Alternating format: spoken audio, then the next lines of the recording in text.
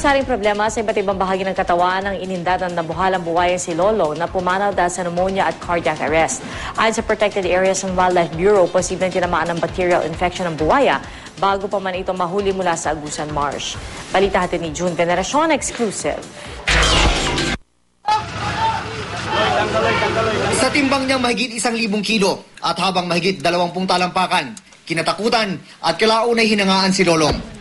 Ang kinilala ng Guinness na pinakamalaking nahuling buhaya sa mundo. Pero sa loob pala ng dambuhalang katawan, nanghihina na at tadtad ng sakit ang kanyang mga major organ, ayon sa necropsy sa kanya kasunod ng pagpanaw.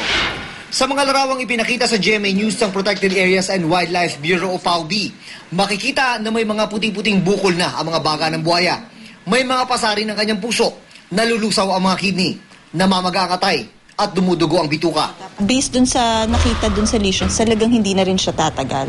May multiple organ infection. Base rin sa report, tila matagal nang iniinda ni Lolong ang mga impeksyon na posibleng bacterial daw. Mukhang chronic yung dating kasi maraming adhesions, yung dikit-dikit.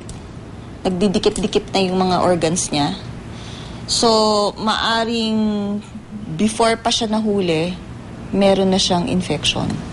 Patuloy naman ang pagsusuri sa mga tissue sample ni Lolong ng UP College of Veterinary Medicine para malaman ang sanhi ng impeksyon at kung nauna ba itong tumama kesa sa pneumonia na sinasabi ikinamatay nito kasabay ng cardiac arrest. We want to establish kung yung condition niya ba ay chronic, so we're trying to establish yung timeline. Kung kapangyari lang, kung recent condition yun o kung matagal na yung condition, no? June Veneracion, GMA News.